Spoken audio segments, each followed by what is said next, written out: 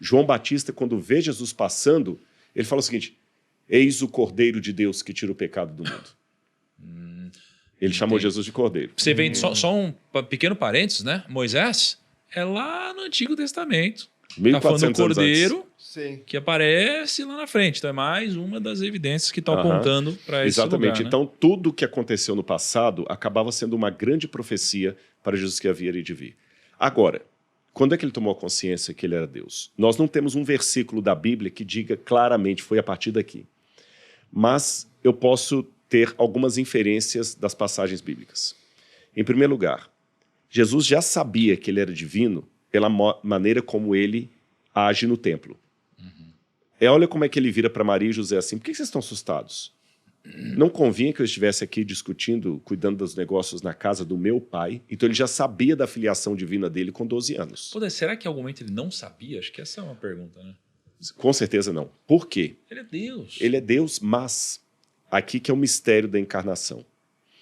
Quando Cristo se tornou homem, ser humano, ele não poderia tornar mais ou menos ser humano. Ele tinha que se tornar completamente ser humano. Jesus, diz a Bíblia, o apóstolo Paulo fala isso, ele é semelhante a nós em tudo, exceto pecado. Ele não cometeu pecado. Mas a Bíblia, ela diz que Jesus, né, ele é 100% homem, mas 100% Deus também. 100% Deus. E aí, meu amigo, um dia para explicar isso aqui foi muito difícil. Aí me usaram várias analogias, o ovo, não sei o que lá e tal. Como que eu explico, então, que ele é 100% homem, E que ele 100% sente Deus? tudo que a gente sente, mas ao mesmo tempo também é 100% Deus? Vou te falar como. Vamos supor que eu tenho agora o último modelo do Porsche. O mais caro. Aquele feito sob encomenda, que no mundo só tem 2 exemplares. E eu tenho um deles. Aí, um belo dia, você vai lá no NASP, onde vocês estiveram lá, e me vê subindo a Alameda, num sol quente. Essa época está muito calor aqui, né? Quase 40 graus na cabeça. E eu estou subindo a pé ali, andando a pé. E você fala: Rodrigo, por que você está subindo a pé aqui, rapaz? É porque esse menino aqui que eu trago para o NASP, ele tem fobia de carro. Ele não pode entrar no carro. Se ele entrar no carro, ele começa a passar mal, ele tem alergia ao banco e tudo mais. E eu preciso trazê-lo. O único jeito que eu tenho de andar com ele até a sala de aula é vindo a pé e deixando o meu carro em casa. Aí vocês ficam injuriados. Não, mas não faz sentido. Cara, você tem o Porsche mais caro do mundo. Você tem que andar de Porsche, ainda mais num sol quente desse. Eu responderia alto lá. Se eu sou dono do Porsche, sou dono bastante para usá-lo ou deixá-lo na garagem. Porque se eu sou obrigado a dirigir o Porsche porque eu tenho o Porsche, o carro é que é meu dono e não o contrário. Continua a minha analogia. Quando eu estou andando a pé com o menino, eu estou fingindo que estou andando a pé ou estou literalmente andando a pé com ele? Tô andando a pé. Estou andando a pé com ele. Mas eu perdi o meu carro? Não. Eu continuo sendo dono de um Porsche? Só que eu não estou usando. Ele está na garagem. Cristo é 100% Deus. Ele não perdeu nenhum atributo divino que ele tem. Mas para andar a pé conosco nesse mundo, Ele não usa nenhum. ele deixou o Porsche na garagem e literalmente caminhou no meio de nós. Ele não fingiu que estava subindo a Alameda do NASP no sol quente. Ele estava mesmo subindo a Alameda do NASP. E o que eu faço com o Porsche? Está na garagem lá, bonitinho. Se você for lá, vai ver o Porsche bonitinho lá. O apóstolo Paulo fala aqui, ele responde isso usando uma outra analogia que eu vou pedir licença para ler para vocês, que está aqui no livro de Filipenses. Filipenses capítulo... Filipenses capítulo 1, versículo... Filipenses 2, versículo 5. Tenham entre vocês o mesmo modo de pensar de Cristo Jesus, que mesmo existindo na forma de Deus, não considerou ser igual a Deus algo que deveria ser retido a qualquer custo.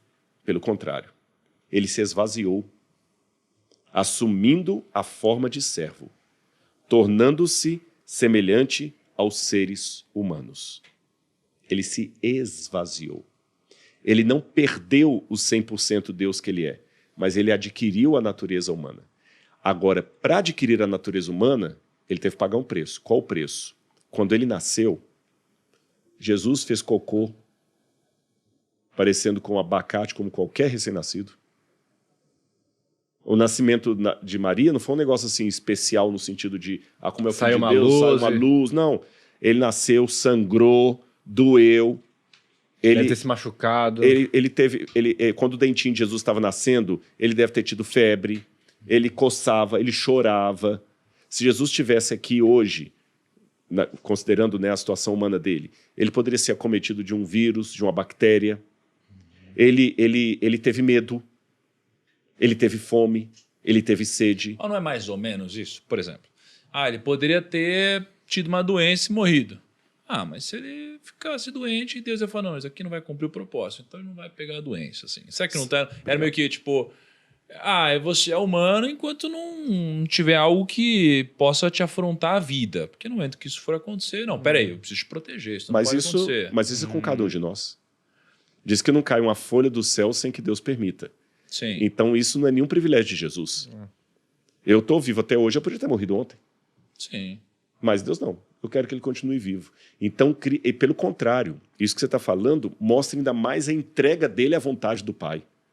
A entrega dele à vontade do Pai. Tanto é que, quando ele vai ser crucificado, ele demonstra que aquela não era bem a vontade dele. Ele fala, né? Pela sua vontade. Ele fala, Pai, então, esse é o único se possível, momento... afasta de mim esse cálice. Isso. Mas se não for possível, faça-se a tua vontade e não a minha. Quer dizer que a dele não era aquela. Daqui a viver, né? algumas horas, não sei quando, a gente vai chegar nesse momento. Que o ponto de Jesus agora tem 12 anos. Caraca, esse é o único momento que ele sofre, que eu vejo ele sofrendo. Não o único, mas que eu vejo ele muito homem nesse caso. Sabe? Meu Deus, muda.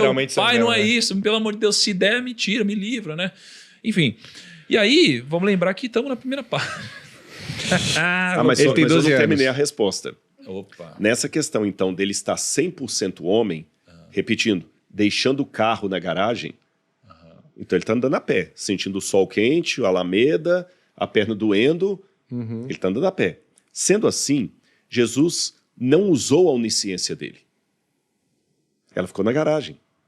Onisciência, para quem não sabe, que não está acostumado com a linguagem teológica, é a capacidade divina de saber tudo. Deus não aprende, Deus sabe. Deus não raciocina, Deus sabe. Ele não chega à conclusão, ele já sabe tudo. Mas para se tornar homem, ele pegou essa capacidade dele e deixou em stand-by. Deixando em stand-by, Jesus teve que aprender, como qualquer criança.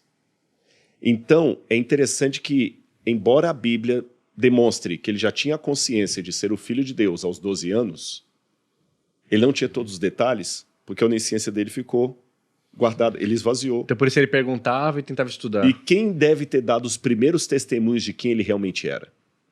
Maria. Maria e José. Ela que deveria contar para ele, olha, quando você nasceu, meu filho, um anjo de Deus veio até mim, falou que no meu ventre estava o Filho de Deus, você é o Filho de Deus, etc, etc, etc. E aqui para mim levanta uma coisa muito surreal de Jesus, que é a fé dele. Porque ele teve que aceitar todo esse testemunho de Maria pela fé. Ele não tinha evidência externa alguma. Porque ele não lembrava, ele era um bebê recém-nascido.